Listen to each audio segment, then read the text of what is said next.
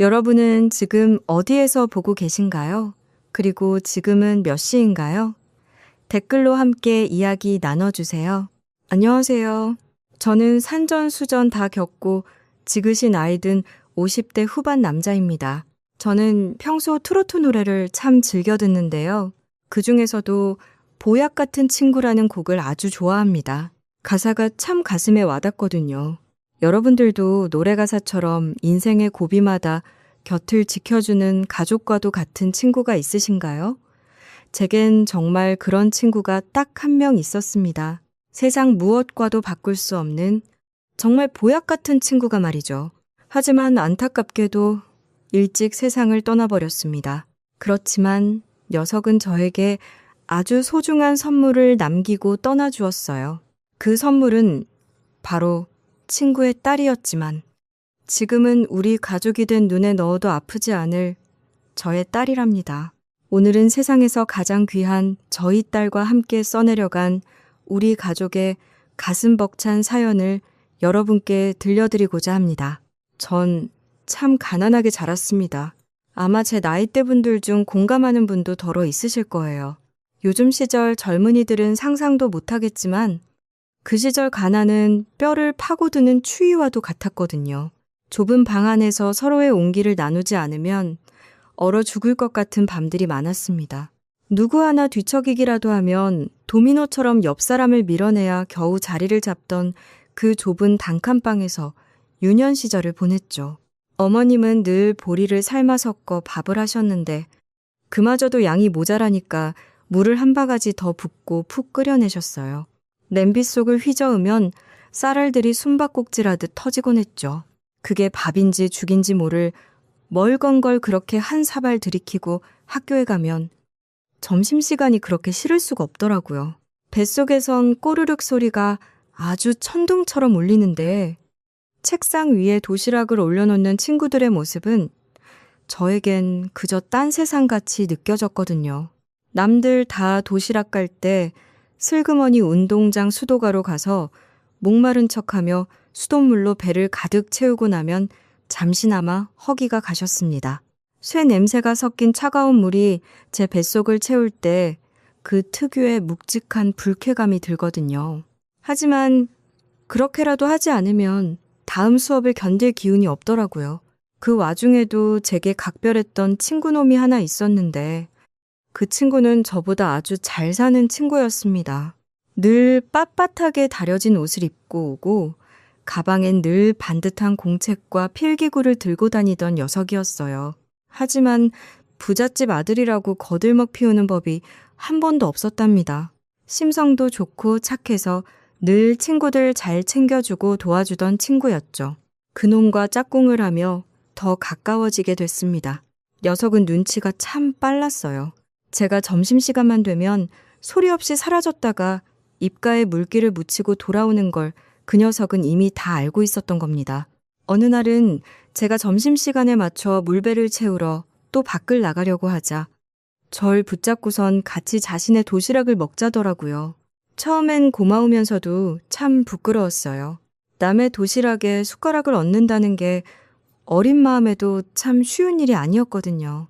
하지만 그 친구는 절 있는 그대로 받아들여주고 그렇게 편견 없이 바라봐준 친구였답니다. 녀석은 제가 반찬을 집을 때면 일부러 다른 곳을 보거나 말을 걸며 제가 민망하지 않게 절 배려해줬습니다. 그렇다고 저도 그저 얻어만 먹고 팽개치려는 놈은 아니었어요.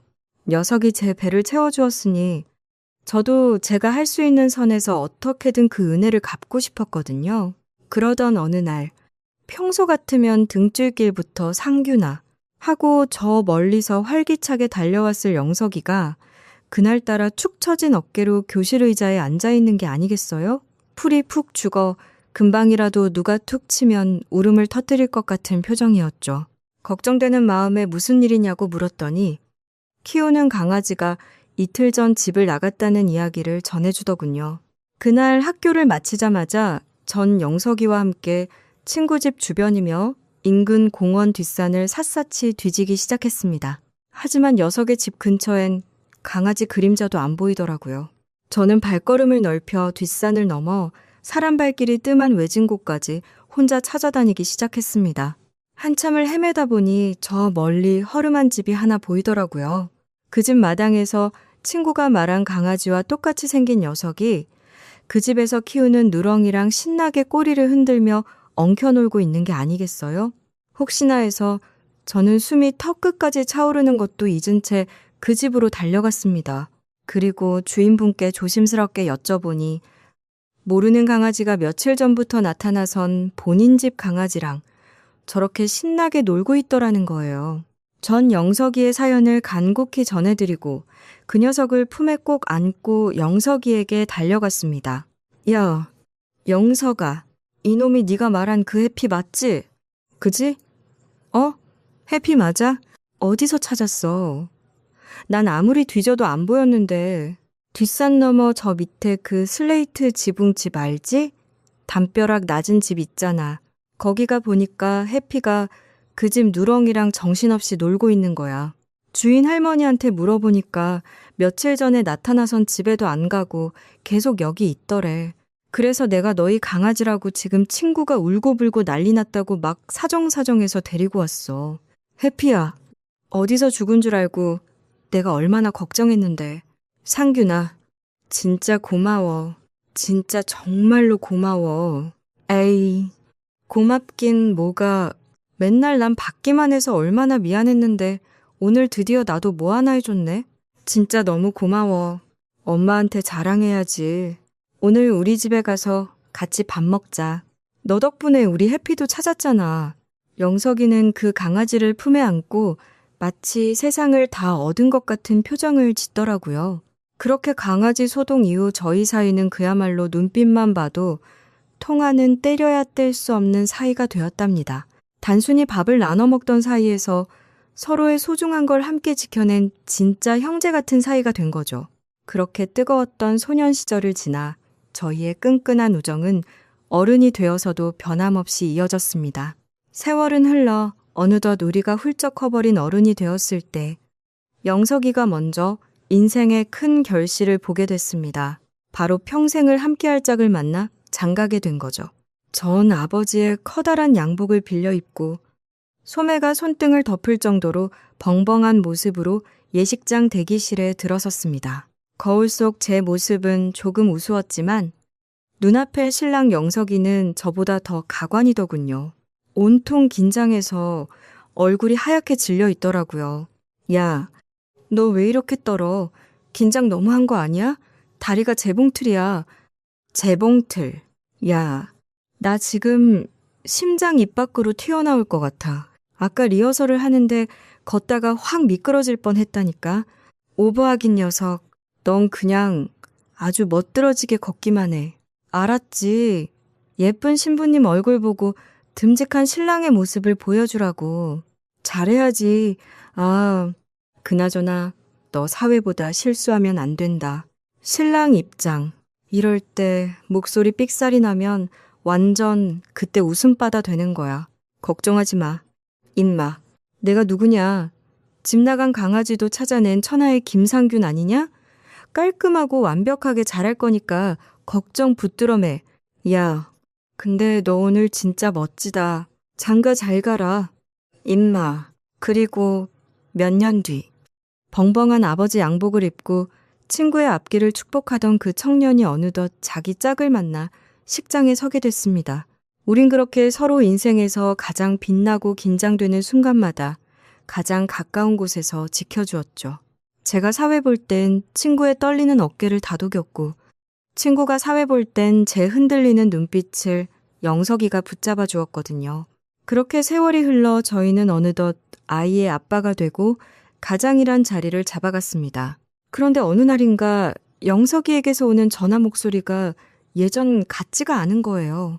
늘 씩씩하고 호탕하던 녀석이었는데 어딘가 모르게 기운이 빠져 있고 말끝을 흐리는 말투가 늘었습니다. 그러고는 평소 남에게 돈 빌려달라는 말을 일절하지 않던 영석이가 제게 10만 원, 그 다음은 50만 원, 100만 원, 그렇게 돈 빌려달라는 이야기가 들려왔어요. 처음엔 그저 일시적인 융통이 필요한가 싶었는데 알고 보니 녀석의 속사정은 생각보다 훨씬 더 깊이 누차 있었던 거였어요. 녀석은 당시 극심한 경영난에 빠져 벼랑 끝에 몰린 상황이었습니다. 가장으로서 가정을 지켜야 한다는 책임감, 그리고 최선을 다해 일군 식당을 잃을지도 모른다는 공포감이 녀석의 어깨를 짓누르고 있었던 거죠. 염치 무릅쓰고 오랜 벗인 저에게까지 손을 내밀게 된 녀석의 심정이 오죽했을까요? 사실 저라고 당장 큰돈이 남을 만큼 여유 있는 형편은 아니었습니다. 하지만 영석이에게만큼은 단 1초도, 단 1원도 아깝다는 생각이 들지 않았어요. 그 친구는 제 인생에서 가장 막막했던 순간 기꺼이 자신의 미래를 쪼개절 일으켜 세워준 친구였거든요. 때는 제가 20대 후반, 결혼을 코앞에 뒀을 무렵이었습니다. 신혼집 전세금이 턱없이 모자라 밤잠을 설치던 그때 부모님께 손 벌릴 처지는 절대 안 되고 혼자 속을 태우며 결혼을 미뤄야 하나 이런 극단적인 고민까지 하던 때였죠. 그때 제 고민을 묵묵히 듣던 친구 영석이가 다음날 절 찾아왔더라고요. 그러더니 본인이 한 푼 두 푼 모아온 청약 예금이랑 비상금을 몽땅 깨서 그걸 제 앞에 툭 내밀더라고요. 야, 재수 씨 진짜 좋은 사람인 거 너도 알지? 고생시키지 말고 일단 이 돈 보태서 집부터 얻어. 우리 마누라한테 내가 잘 말해둘 테니까 걱정하지 말고, 알겠지? 딱 이 말만 남기고선 가정도 있는 놈이 나중에 자기들 집 살 돈을 뚝 떼어 제 신혼 마련에 보태라며 돈을 주는 게 아니겠어요? 그렇게 돈을 보내고 한 석 달쯤 지났을까요? 전 아주 충격적인 사실을 영석이를 통해 듣게 됐습니다. 영석이가 돈이 필요했던 진짜 이유는 따로 있었던 거였어요. 바로 재수 씨 때문이었죠. 평소 참하고 단정했던 재수 씨가 불법 종교 시설에 빠져 영석이가 피땀 흘려 번 돈을 모조리 그곳에 갖다 바치고 있었던 겁니다. 평소 힘든 내색 한 번 안 하던 녀석이 오랜만에 술 한잔을 하자고 절 불러냈을 때 저는 제 눈을 의심했죠. 늘 당당하고 듬직했던 친구의 얼굴이 아주 만신창이가 되어 있었거든요. 녀석은 소주 한 잔을 비워내더니 그제야 억눌러 왔던 속마음을 털어놓기 시작하더라고요. 사이비 종교에 빠진 아내가 본인에게 이혼까지 요구했다는 말에 제 가슴도 갈갈이 찢어지는 것 같았습니다. 누구보다 서로를 아끼던 부부였지만 영혼을 잠식해버린 불법 종교의 벽은 영석이 홀로 허물기엔 너무나 높고 단단했어요. 심지어 영석이는 대장암 사기라는 사형 선고까지 받았다는 겁니다. 그렇게 무너지는 가정을 보며 모든 걸 놓아버리고 싶다던 영석이의 절규에 저 또한 세상이 무너진 듯 했죠. 영석이는 그 힘든 몸으로 제게 딸 현지를 잠시 돌봐달라고 부탁하더군요. 영석이의 간절한 부탁에 전 두말 없이 현지를 우리 집으로 데려왔고요. 그리고 영석이는 그 아픈 몸으로 다시 일을 하러 나갔습니다. 하지만 병은 날로 악화됐고 얼굴이 반쪽이 돼선 제대로 서 있기도 힘들 만큼 버거워 보이더군요. 녀석은 결국 병원에 입원할 수밖에 없었네요. 우리 현지, 너 아니었으면 정말 힘들었을 거야. 미안하고 고맙다. 상균아, 너 같은 친구가 곁에 있어서 난 정말 복받은 놈이야. 쓸데없는 소리 하지 말고 미안해하지도 마. 넌 지금 다른 생각 말고 무조건 몸 나을 생각만 해. 알았어? 고맙다. 상균아, 근데 난 솔직히 내 몸은 내가 제일 잘하지 않냐?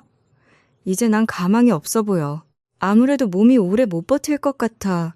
야, 너 자꾸 그런 말 할래? 사람 속상하게 왜 이래? 요즘 의술이 얼마나 좋아졌는데 벌써부터 포기를 하냐고. 정신 똑바로 차려. 이 자식아, 네 딸 현지 생각해서라도 이겨내야지.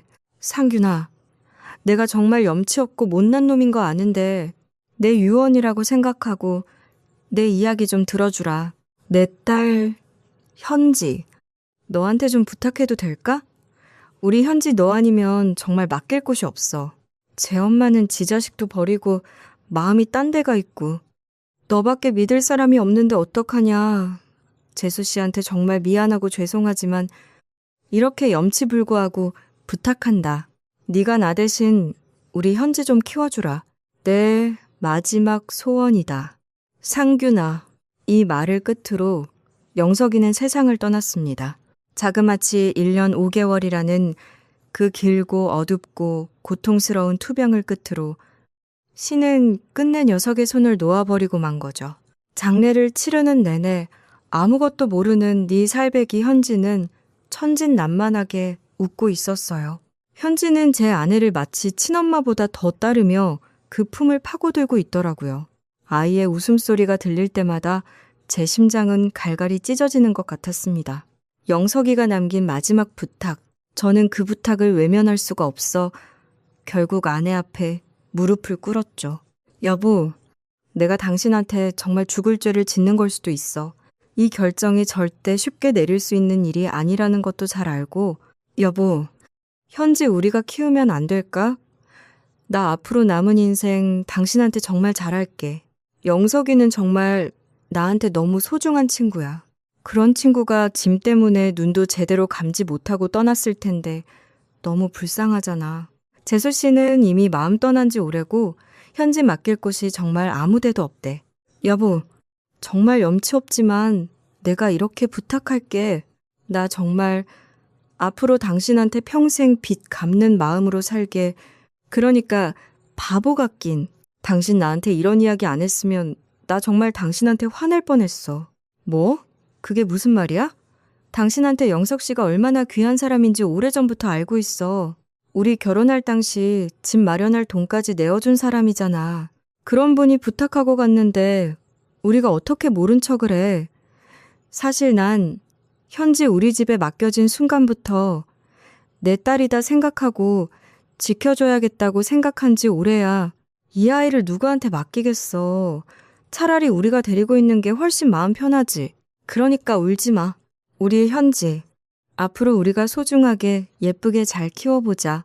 이미 당신은 그런 생각까지 하고 있었던 거야? 고마워. 아, 정말 고마워. 여보, 내가 정말 잘할게. 당신한테 진짜 잘할게. 사실 저희 부부에겐 2살짜리 아들이 하나 있었거든요. 제 자식 하나 키우기도 벅찬 세상이라지만 영석이의 빈자리를 바라보며 저희는 굳게 다짐했습니다. 현지는 이제 영석이의 딸이 아니라 우리 딸이라고요.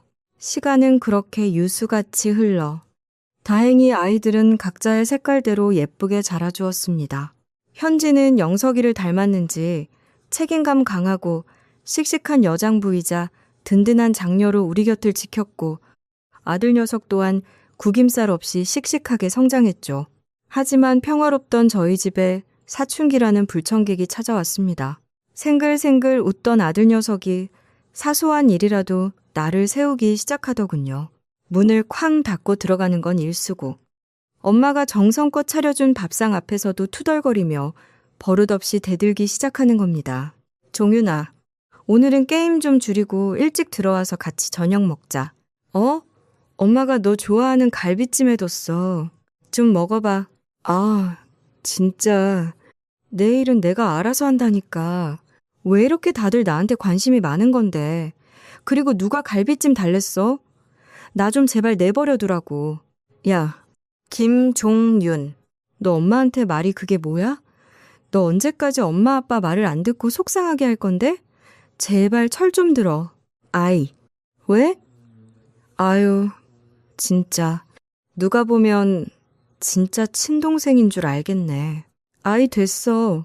친누나도 아니면서 왜 나한테 이래라 저래라 난리야? 누나가 뭔데 나한테 훈계질인데?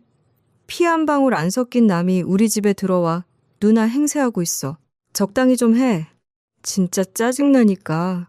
김종윤, 너 지금 누나한테 뭐라 했어? 현지 넌 네 방으로 들어가 있어. 얼른. 이놈의 자식이. 김종윤, 네가 아주 매를 맞아 정신 차리지. 이놈아, 현지가 왜 네 누나가 아니야? 왜 아니냐고. 너 앞으로 한 번만 그딴 소리 하면 너 진짜 가만 안 둘 줄 알아. 알겠어? 결국 일어나지 말아야 할 일이 터져버린 그날 밤. 집안엔 무거운 정적만이 감돌았습니다. 종윤이에게 생전 처음 매를 들고 모질게 다그쳤지만 사실 제 마음은 이미 수천 갈래로 찢겨나간 것 같더라고요. 그 모진 말 한마디에 무너졌을 현지 마음이 걱정돼 견딜 수가 없더군요. 현지야, 아빠, 잠깐 들어가도 될까? 네. 아빠? 오늘 종윤이가 한 말 신경 쓰이지? 종윤이가 한 말, 뭐 틀린 말 아니잖아요. 사실인데 뭐. 저 괜찮으니까 아빠도 신경 쓰지 마세요. 현지야, 아빠를 똑바로 봐봐. 아빠가 너 우리 집에 처음 데려오던 날, 내 친아빠이자 내 친구에게 마음으로 약속한 게 있어. 내 피 섞인 자식보다 더 아끼고 사랑하며 키우겠다고. 그건 아빠 인생에서 가장 무겁고 소중한 약속이었어. 종윤이가 철이 없어서 못된 말을 했지만 넌 단 한순간도 이 아빠 딸이 아닌 적이 없었어. 아빠가 부족해서 네 마음 하나 못 지켜준 것 같아. 너무 미안하다. 현지야, 아빠가 더 노력할게. 네가 이 집에서 가장 귀한 보물이라는 거 매일 느끼게 해줄게. 저도 종윤이가 일부러 그렇게 말한 거 아니라는 거 알아요. 그리고 엄마 아빠가 저 얼마나 사랑하는지도 알고 있고요. 그래, 누가 뭐래도 넌 내 딸이야. 내 전부라고.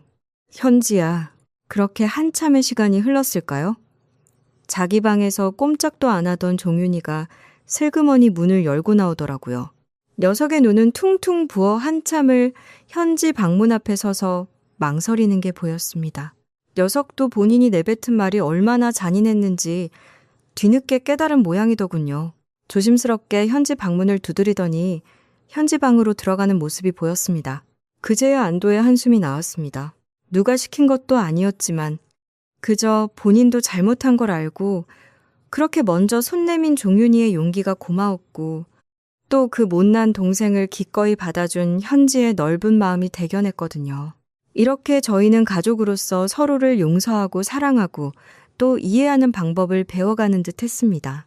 현지도 제법 성인이 되어 대학 생활을 하고 종윤이도 20살이 되던 해 신은 제 가족에게 가혹한 시련을 던지셨어요. 종윤이가 오토바이 사고를 당했다는 청천벽력 같은 소식이 들려왔기 때문이죠. 병원으로 급히 달려간 우리 부부에게 의사 선생님은 고개를 저으며 잔인한 통보를 내리셨습니다. 최선을 다해 수술은 마쳤습니다만 신경 손상이 너무 큽니다. 재활을 한다고 해도 예전처럼 자유롭게 걷는 건 쉽지 않을 겁니다. 선생님, 그게 무슨 말씀이세요? 예전처럼 못 걷는다뇨? 우리 종윤이 이제 영영 못 걷는 건가요? 이제 겨우 20살인데 다리를 못 쓰고 살아야 한다는 거예요? 어떻게? 나 때문이야. 그 오토바이 내가 사준 거라고. 내가 그 오토바이 사주지만 않았어도. 선생님, 제발 우리 종윤이 좀 걷게 해주세요. 네, 제발요. 선생님, 20살 종윤이가 다신 걷지 못할 거란 절망에 다 포기하고 싶다며 올 때 현지는 다시금 정신을 차리더니 가능성이 0%가 아니면 희망이 있는 거라며 그렇게 동생의 손을 꽉 맞잡더군요. 오토바이를 사준 제 탓이라며 괴로워하면서도 다시 일어설 때까지 평생 다리가 되어주겠다던 현지의 강인한 외침이 우리 가족을 다시 일으켜 세웠답니다. 우리 가족은 번갈아 가며 종윤이를 간호했어요. 마침 현지와 제가 교대를 하게 된 날, 전 병실 밖에서 우연히 두 아이의 낮은 대화를 엿듣게 됐습니다. 누나, 그때 기억나? 왜 예전에 우리 크게 싸웠을 때 나 사춘기라고 누나한테 막 못된 말 쏟아냈던 거 새삼스럽게 갑자기 그 이야기 왜 해?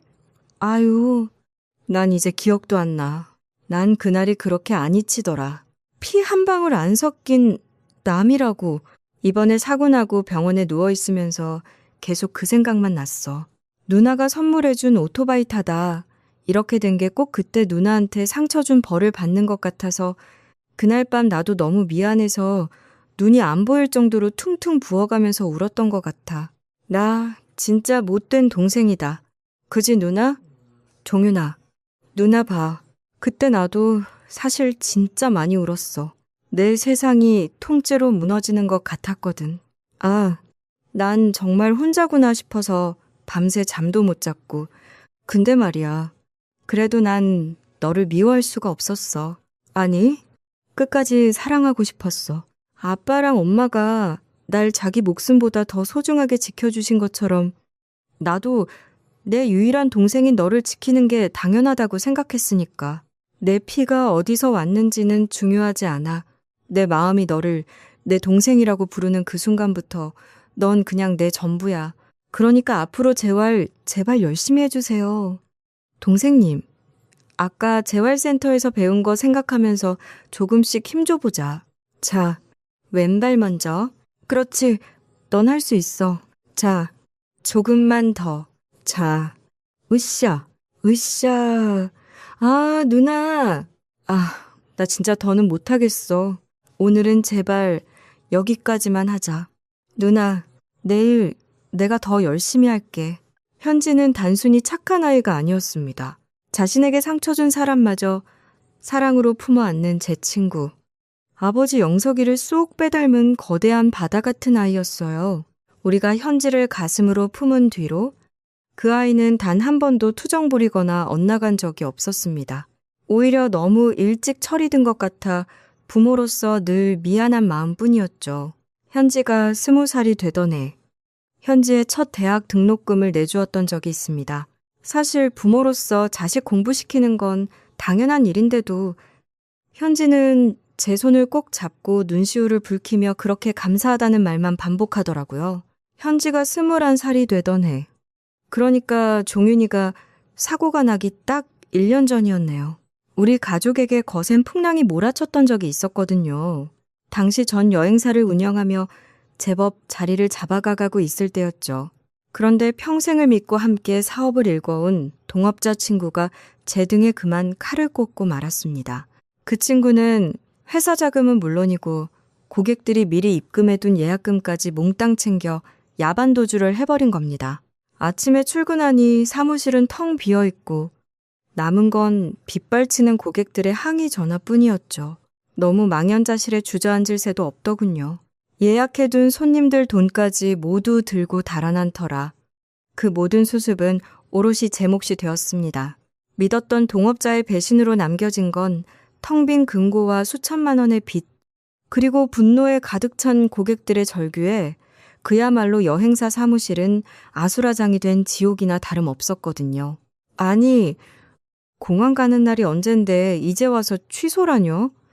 이 사람들 진짜 완전 못된 사람들이구만. 내 생전 이런 날 강도 같은 경우는 처음 보네. 당신들 내 돈 다 어떻게 했어? 죄송합니다. 정말 죄송합니다. 저도 지금 상황 파악 중이라서요. 같이 일하던 친구가 조금만 기다려주시면 제가 어떻게든 다 해결해 드리겠습니다. 정말 죄송합니다. 사장님, 저희 결혼하고 처음 가는 신혼여행이에요. 남들처럼 좋은데 못 가도 우리 둘이 정말 아껴서 겨우 가는 건데 이거 못 가면 저희 어떡해요? 제발요, 사장님. 제발 어떻게 좀 해주세요. 저희 돈 좀 꼭 돌려주세요. 네? 죄송합니다. 제가 정말 죽을 죄를 졌습니다. 제가 어떻게든 책임지겠습니다. 제 목숨을 걸고서라도 해결할게요. 사장님, 저희 아버지 지금 암 투병 중이세요. 그래서 마지막 여행이라도 보내드리려고 여기가 그나마 제일 저렴해서 치료비 나갈 돈도 많은데 겨우겨우 모은 돈 다 입금한 건데 이러시면 어쩌자는 겁니까? 우리 아버지 돌아가시고 나면 돈 돌려주실 거예요? 빨리 대책을 좀 내놓으시라고요. 정말 죄송합니다. 진짜로 죄송합니다. 제가 어떻게든 다 돌려드리겠습니다. 그러니 조금만 기다려주세요. 제발 한 번만 기회를 주세요. 믿었던 도끼에 발등이 찍힌 것도 모자라 평생 일궈온 모든 것이 무너져 내린 그 참담한 순간 가장 먼저 팔아야 했던 건 우리가 그토록 아끼던 집이었죠. 고객들에게 진 빚을 갚고 약속을 지키기 위해 전 재산을 쏟아부어야만 했습니다. 무엇보다 가슴 아팠던 건 20살 꽃다운 나이 현지에게 올해는 등록금을 못 내줄 것 같다는 말을 꺼내야 했던 순간이었죠. 부모로서 가장 비참했던 그 순간, 현지는 오히려 절 위로하며 어른보다 더 어른스럽게 굴더라고요. 글쎄, 그 어린 나이에 학자금 대출을 본인이 알아서 직접 받아놓고는 이건 빚이 아니라 미래를 위한 투자라며 환하게 웃던 현지였으니까요. 미안함에 고개를 못 드는 제 손을 꼭 잡고 오히려 힘내라며 위로하던 그 속 깊은 딸 덕분에 전 무너진 가슴을 부여잡고 다시 일어설 용기를 얻었네요. 지쳐 쓰러져 있던 절 다시 일으켜 세운 건 거창한 희망 고문이 아니라 매일 아침 씩씩하게 집을 나서는 현지의 뒷모습 때문이었답니다. 그날 이후 우리 부부는 다시 신발끈을 조여맸고 아내는 식당에서 고된 설거지를, 전 매일 새벽 인력시장에 나가 공사장 먼지를 뒤집어쓰며 벽돌을 날랐습니다. 몸은 천근만큼 무거웠지만 이겨낼 힘이 생기더라고요. 현지는 무사히 대학을 졸업하고 곧바로 번듯한 은행원이 됐습니다. 이 소식을 들었을 때 우리 부부는 서로의 손을 꼭 잡고 한참 울었어요. 그 험난했던 여행사 동업자 배신의 집도 쫓겨나고 종윤이 사고까지 이 모진 세월을 묵묵히 견뎌내고 함께 있어준 현지가 너무나 고마웠기 때문이었죠. 첫 출근을 시작하고 한 달이 지난 어느 날 저녁, 현지는 수줍게 웃으며 품 안에서 하얀 봉투 하나를 꺼내 우리 앞에 놓더라고요. 엄마, 아빠, 짠! 나 오늘 첫 월급 받았다. 우리 딸, 고생 많았네. 정말 장하고 기특하다. 근데 현지야, 이 봉투 뭐야? 너 사고 싶은 것도 많을 텐데. 이건 아빠 거. 또 이건 엄마 거. 내 첫 월급은 꼭 두 분께 먼저 드리고 싶었어요. 아니 현지야, 이걸 우리한테 왜 줘? 네가 그동안 피땀 흘려 번 건데 네가 사고 싶은 거 사고 필요한 데 써야지. 아, 그리고 학자금 대출도 갚아야 하잖아. 어서 넣어두어. 아빠, 사실 저요. 내가 아빠 딸이 아니었다는 걸 처음 알게 된 게 초등학교 4학년 때였어요. 엄마 아빠가 나한테 이야기해 주신 것보다 훨씬 전부터 알았다고요. 저 생각보다 일찍 알았죠? 우연히 두 분이 방에서 하시는 이야기를 들어버렸거든요. 사실 그땐 제가 너무 어렸으니까 처음엔 감당하기 힘들어서 마음이 많이 힘들었어요.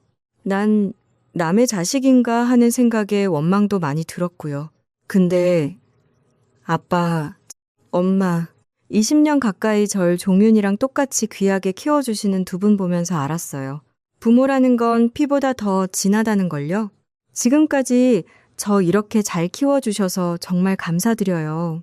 이거 정말 작지만 두 분께 먼저 드리고 싶었던 제 감사 선물이에요. 그리고 매달 저 꼭 용돈도 드릴게요. 고맙다. 현지야, 정말 고마워.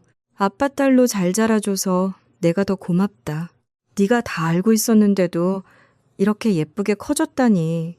아빠가 미안하고 정말 고맙다. 뭐야? 왜 나만 빼고 다들 눈물 받아요? 난 뭐 우리 가족도 아니야? 셋이만 앉지 말고 나도 좀 안아줘. 그리고 누나, 첫 월급 탄 거 진짜 축하해. 와, 정말 부럽다. 난 언제 모아서 우리 엄마 아빠 용돈 줄 수 있으려나. 넌 일단 네 재활에나 신경 써. 돈 걱정은 이 누나가 할 테니까 넌 아무 걱정하지 말고. 알았지? 현지의 그 속 깊은 마음씨와 어른스러운 행동들은 저희 집 공기를 완전히 바꿔놓았습니다. 어느덧 현지가 피어올린 선한 영향력에 웃음꽃이 만발하기 시작했죠. 세월의 걸음걸이가 어찌나 빠른지 품 안에 자식 같던 현지가 어느덧 한 남자의 아내가 되겠다고 선언하는 날이 다가왔습니다. 그 소식을 듣는 순간 제 머릿속엔 수십 년 전의 풍경이 주마등처럼 스쳐 지나가더라고요. 영석이와 제가 서로의 결혼식 날 바들바들 떨리는 손으로 서로의 넥타이를 만져주며 야, 너 신랑 입장할 때 절대 떨지 마라 하고 호기 가득하게 외쳐주던 그때가 말이죠. 그런데 현지가 결혼을 결심한 이 예비사위가 보면 볼수록 참 진국인 겁니다. 아버님, 사실 처음 현지 씨한테 아버님 이야기 들었을 때 정말 존경스러웠습니다. 친구분의 딸을 친딸보다 더 귀하게 키우시고 그 힘든 시련 속에서도 가족을 지켜내신 그 뚝심. 제가 현지 씨 곁에서 평생 배우고 닮아가고 싶습니다. 이 사람 참 난 그저 내 할 일을 했을 뿐이야. 우리 현지가 그동안 고생이 많았지. 겉은 강해 보여도 속은 참 여린 구석이 많거든. 우리 현지 눈에 눈물 나게 하면 내가 가만히 안 둘 걸세. 네, 약속드립니다. 현지 씨가 지금까지 가족을 위해 흘렸던 눈물. 이제 제가 기쁨의 웃음으로 다 싹 바꿔놓겠습니다. 아버님, 어머님, 저희 결혼 허락해 주시고 믿어주셔서 정말 감사드립니다. 현지야, 이거 받아라. 네, 시집가는 미천이다. 아빠, 이게 뭐예요? 아니, 이 큰돈이 어디서? 아빠, 엄마, 이제 전세 생활 청산하고 집 구하신다면서요. 이 돈이면 훨씬 더 좋은 집으로 가실 수 있잖아요. 이 돈은 네가 첫 취업하고 6년 동안 한 달도 안 거르고 우리한테 보내준 네 귀한 마음이야. 너희 엄마랑 나, 우리 딸이 준 건데 어떻게 쓰냐고 한참을 고민하다 네가 시집 가는 날 꼭 돌려주기로 약속했어. 아빠가 이날만 얼마나 기다렸다고 거기에 3천만 원 더 넣었다. 아빠, 엄마, 나 때문에 무리해서 작은 집으로 가시면 내 마음이 어떨 것 같아요? 이건 두 분 위해 쓰세요. 우린 이제 셋뿐이고. 아, 그저 25평짜리 작은 주택 하나면 돼. 평생 남의 집 전세 살며 눈치 보고 살다 이제야 비로소 우리 이름 석자 당당히 박힌 대문이 생겼는데 크기가 뭐가 그리 중요하겠냐? 비록 대궐 같은 집은 아니어도 이제 진짜 우리 집이 있다는 게 아빠는 천만다행이라고 생각한다. 아빠는 말이야. 번듯한 아파트보다 우리 딸이 남들한테 기 안 죽고 당당하게 새 출발하는 게 훨씬 더 큰 집처럼 든든하다. 아빠는 네가 행복하게 웃는 모습만 봐도 아주 대궐에 사는 기분이야. 알겠지? 아빠, 고마워요. 정말 고마워요. 나 진짜 잘 살게요.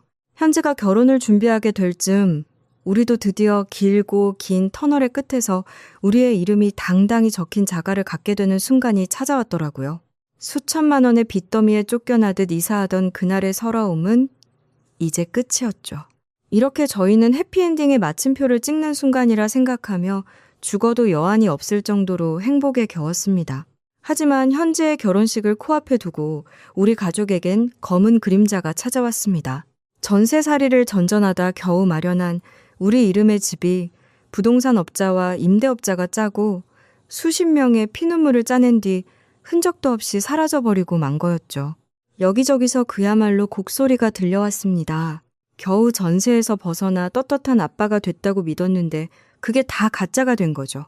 부동산 사무실은 이미 비어있고 집주인이란 놈은 연락 두절이라 돈 못 돌려받을 확률이 높다는 말은 사형 선고보다 더 잔인하게 들려오더군요. 전국 방방곡곡 사기꾼들의 흔적을 찾아 헤맸지만 돌아오는 건 차가운 빈손뿐이었어요. 번듯한 내 집에서 딸아이를 시집 보내고 싶었던 애비의 마지막 자존심은 갈기갈기 찢어졌고 당장 다음 주쯤엔 짐을 싸서 길바닥에 나앉아야 할 처지가 됐습니다. 아빠, 나봐요. 요즘 아빠 얼굴 반쪽 된 거 알아요? 요즘 통 밥도 안 드시고 집에 무슨 일 있죠? 나한테 숨기지 말고 말해요. 얼른. 아니야. 그런 거 없어. 우리 현지 결혼식 앞두고 아빠가 괜히 긴장해서 그래. 걱정하지 마라. 아빠?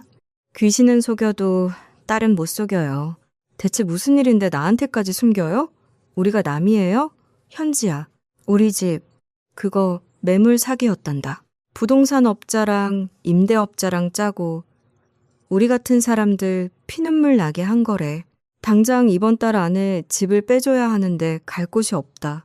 현지야, 세상에 TV에서나 나오는 그런 일을 당하신 거예요? 말도 안 돼. 그럼 어떡해요? 그 큰 돈을 다 날린 거예요? 미안하다.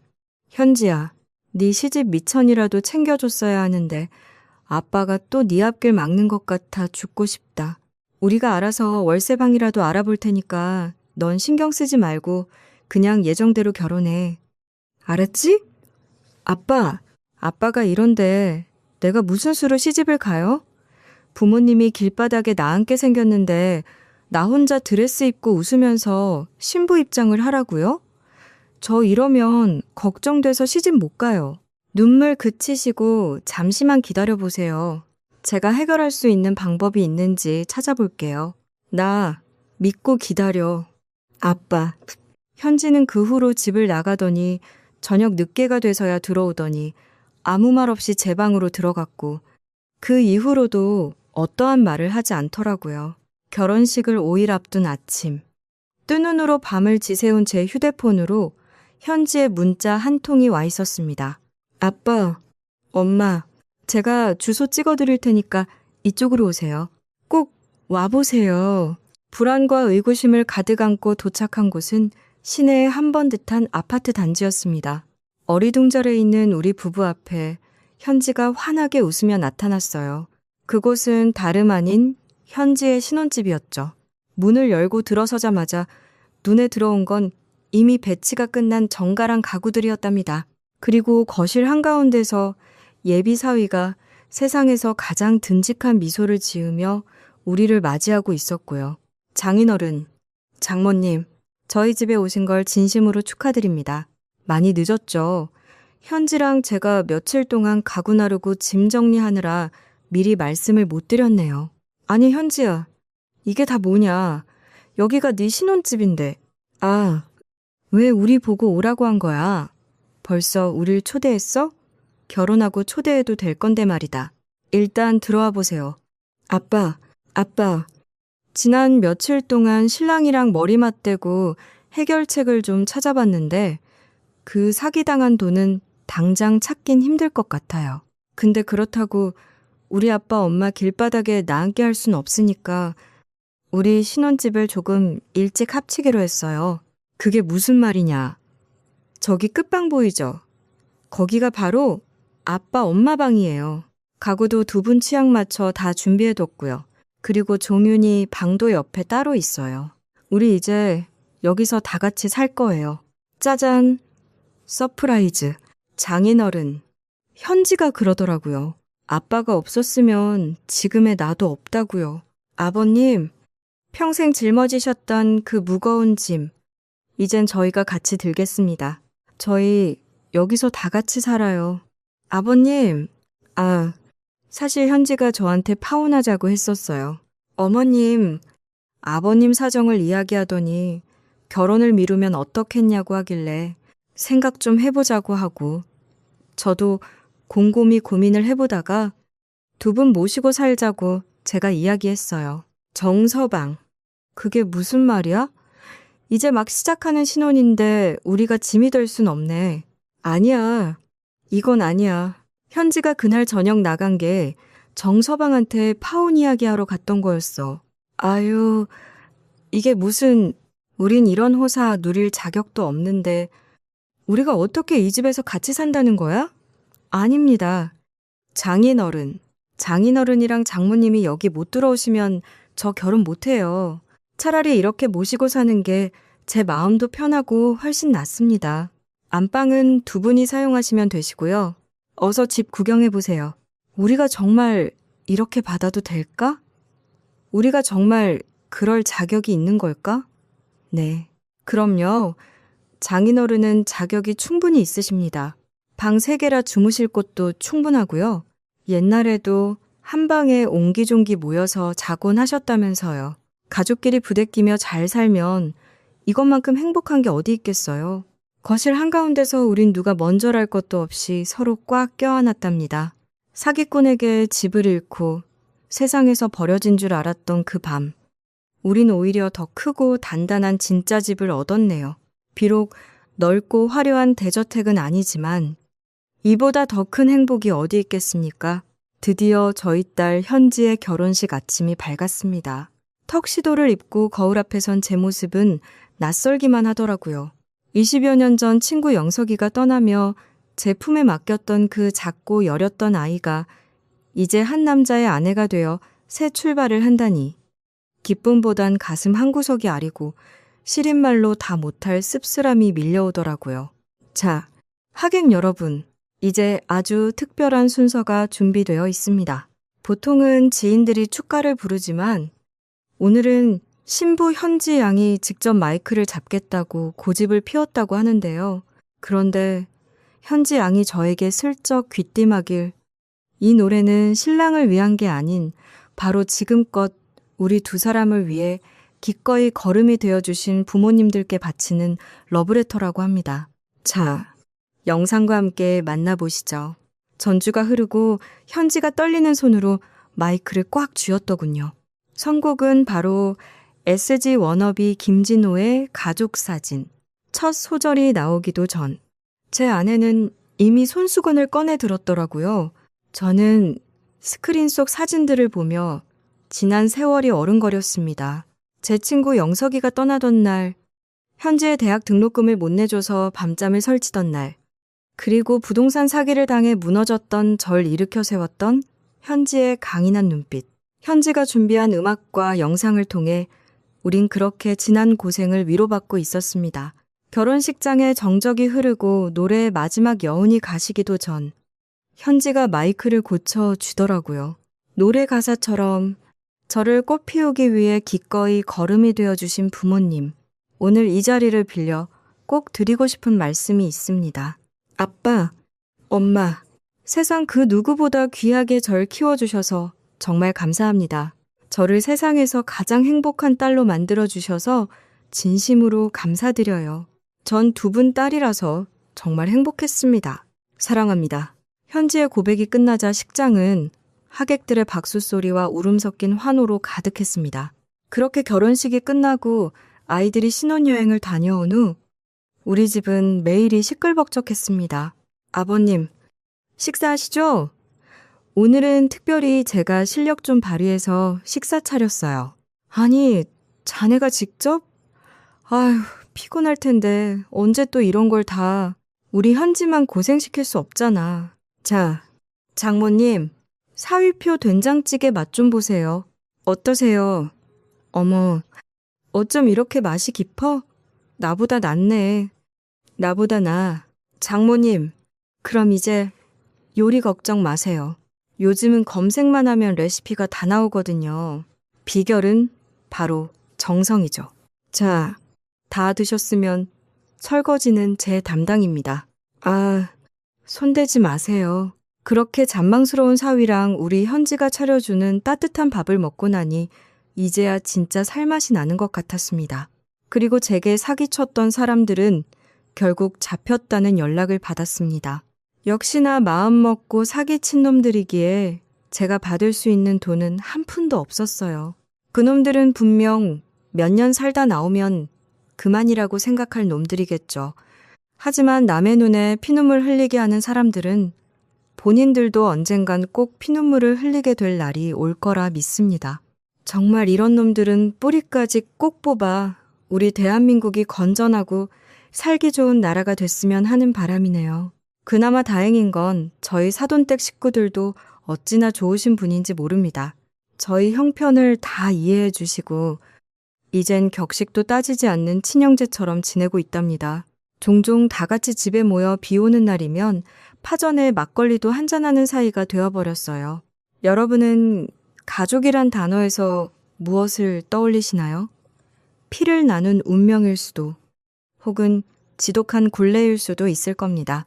저 역시 친구의 아픈 약속으로 시작된 이 인연이 제 인생의 가장 큰 무게가 될 거라 생각한 적이 있으니까요.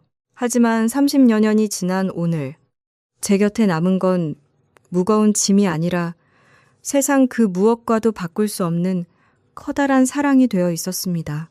때론 모진 말로 서로의 가슴에 대못을 받기도 하고 감당할 수 없는 시련 앞에 무릎 꿇기도 했지만 결국 우리를 다시 일으켜 세운 건 넌 내 딸이다. 당신은 내 아빠다라는 그 당연하고도 기적 같은 서로의 믿음이었으니까요. 혹시 지금 곁에 있는 누군가를 품에 안는 일이 때론 숨이 턱끝까지 차오를 만큼 버겁게 느껴지는 분들도 있을 겁니다.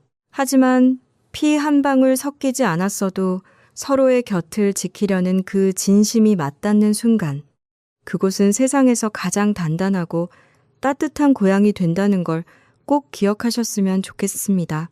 제 딸 현지가 10년이라는 긴 세월을 통장에 꾹꾹 눌러 담아 증명했듯이 여러분의 삶 속에도 보이지 않는 사랑의 기록들이 지금 이 순간에도 차곡차곡 쌓여가고 있을 겁니다.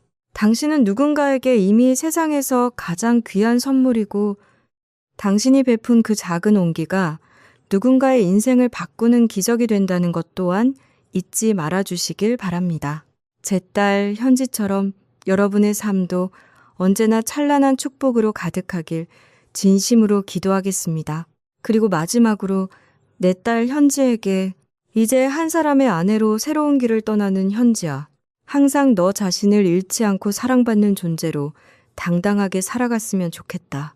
살다가 혹여 지치고 비바람이 몰아치는 날엔 언제나 뒤를 돌아볼 수 있길 네가 10년 동안 통장에 꾹꾹 눌러 담은 그 진심처럼 우리도 언제나 네 뒤에서 든든한 기둥이 되어 서 있을 거야.